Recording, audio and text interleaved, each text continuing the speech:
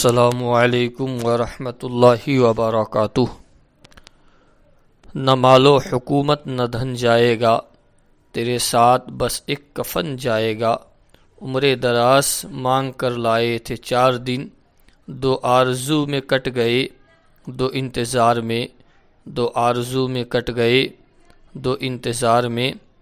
صبح رو رو کے شام ہوتی ہے، صبح رو رو کے شام ہوتی ہے، شب تڑپ کے تمام ہوتی ہے، شب تڑپ کے تمام ہوتی ہے۔ برادران اسلام، آپ حضرات اس بات سے واقف ہیں کہ ہمارے ملک اور بلکہ پوری دنیا میں اس سمے ایک وبا طاعون، جسے ہم اور آپ کورونا کے نام سے جانتے ہیں، یہ پوری دنیا میں پھیلی ہے، اور اس کی دفاع کے لیے لوگ طرح طرح سے تدبیریں کر رہے ہیں، نئی نئی طریقے کھوج رہے ہیں کہ کسی اعتبار سے لوگوں کے جان مال کو بچایا جا سکے۔ برادران اسلام، آپ حضرات بھی اپنی حفاظت کریں اور اپنے جان مال کی خود حفاظت کریں اور ہوشیار رہیں۔ میرے دوستوں، آج میں جو آپ حضرات کے روبرو حاضر ہوا ہوں، یہ طاعون یعنی کورونا اور اس کا جو نیا نام ابھی سامنے آیا اومیکرون، یہ ہمارے درمیان یا ہمارے اور آپ کے پاس کیسے آیا، اور ہماری ایسی کیا اللہ و رسول کے حضور نافرمانیاں ہیں جس کی وجہ سے ہم پر جو ہے یہ پریشانی اور ہم پر یہ باتیں، ہم پر یہ بیماری مسلط کی گئی ہے۔ میرے دوستو، ہمیں اور آپ کو یہ سمجھنا ہوگا کہ سب سے پہلے ہم لوگ اسلام سے وابستہ ہیں، مسلمان ہیں، اللہ و رسول کے ماننے والے ہیں،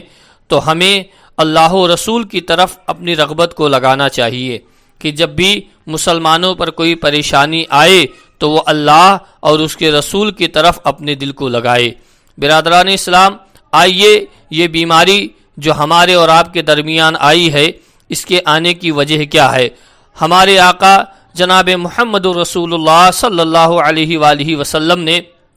بہت پہلے ہی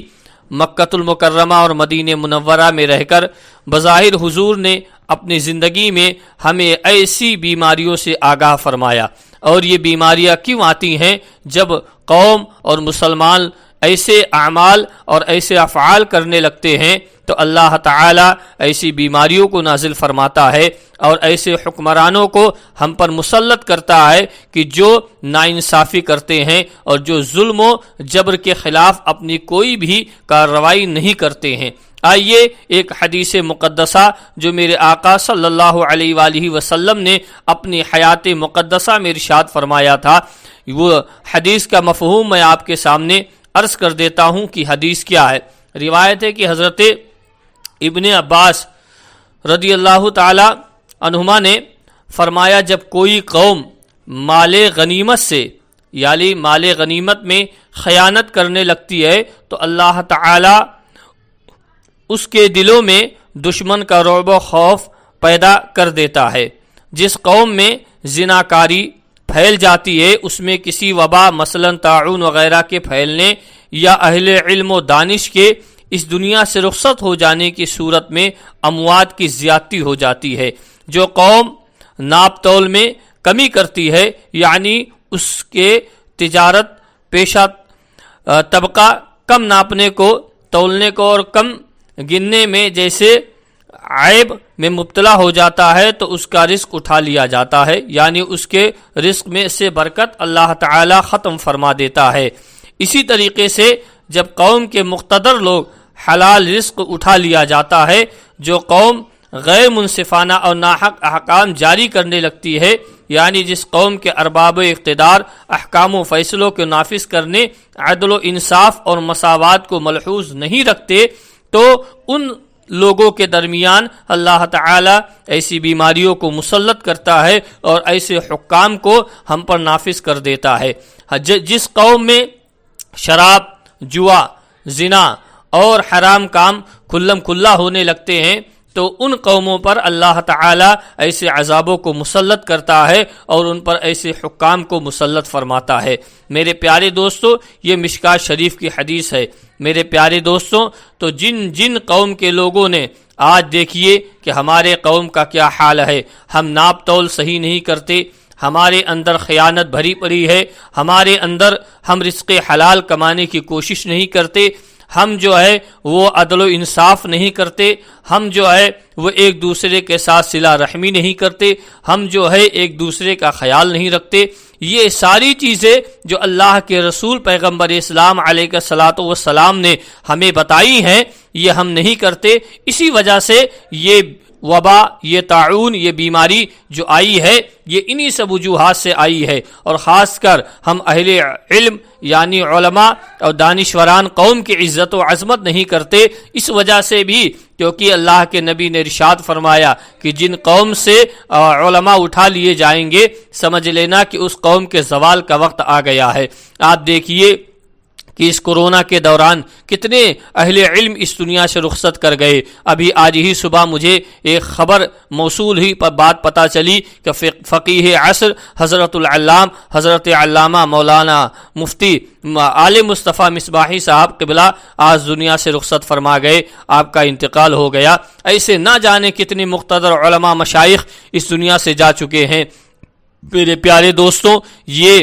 کورونا جو ایک بیماری ہے، یہ بیماری تو اپنی جگہ پر ہے ہی ہے، ساتھ میں ہمارے علماء کا اس طریقے سے جانا، یہ ہمیں اور آپ کو ایک سگنل دے رہا ہے کہ ہم اور آپ اپنے اپنے اعمال، اپنے اپنے افعال کو درست کریں، ٹھیک کریں۔ کہیں ایسا نہ ہو کہ یہ بیماری ہم پر ایسے مسلط ہو جائے جو اور نبیوں کے امت کے لوگوں پر عذاب آئی اور ان پر عذاب کو اللہ نے مسلط فرمایا، تو دیکھیے قرآن میں ان کا واقعہ، ان کا ذکر مذکور ہے کہ پھر دنیا سے ان کا نام و نشان مٹ گیا ہے، دنیا میں ان کا اب نام لینے والا کوئی نہیں ہے۔ لہٰذا ہم اور آپ بھی اپنے اپنے معاملات میں عدل و انصاف قائم کریں، اپنے اپنے افعال کو درست کریں، اپنے اپنے اعمال کو ٹھیک کریں، یعنی ہم نماز روزہ کریں، حج و زکوٰۃ کو ادا کریں، جو شریعت نے ہمیں حکم دیا ہے اس کی پابندی کریں، ہم اور آپ ناپ تول برابر کریں، رزق حلال کمانے کی کوشش کریں اور عدل و انصاف سے کام لیں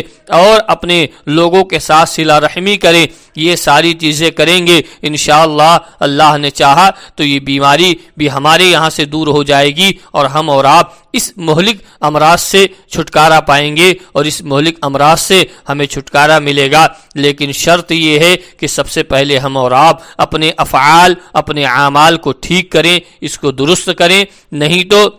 یہ بیماری ہمارے پاس رہے گی اور ہم اس سے چھٹکارا نہیں پائیں گے۔ یہ میں پہلے بھی کئی بار آپ لوگوں کے درمیان عرض کر چکا ہوں کہ یہ یاد رکھیے کہ اگرچہ سبب ہمارے ڈاکٹر ہیں جن کے پاس ہم جاتے ہیں بیمار ہونے کے بعد دوائی لینے کے لیے، لیکن عقیدہ ایمان اس بات پر رکھیں کہ ہمارا حقیقی مدد کرنے والا اللہ ہے، ہمیں حقیقی شفا دینے والا رب ہے جو اپنی بارگاہ سے ہمیں شفا عطا فرماتا ہے، اور یہ ڈاکٹر، حکیم یا جو کوئی بھی ہیں، یہ ہمارے لیے ذریعہ بنتے ہیں، یہ ہمارے لیے سبب بنتے ہیں۔ لہٰذا آپ حضرات سے گزارش ہے کہ ان چیزوں کو ٹھیک کرنے کی آپ حضرات کوشش کریں، صحیح راستے پر چلنے کی کوشش کریں، صحیح راستہ چنیں، صحیح راستے کو اختیار کریں، اور ان امانت میں خیانت، جھوٹ، دغا، فریب اور زنا، رشوت، سود اور ایسے تمام افعال قبیحہ، یہ حرام کام جو ہیں، ان سے دور ہو جائیں۔ انشاءاللہ دیکھیے گا پھر ہمارے اور آپ کے درمیان سے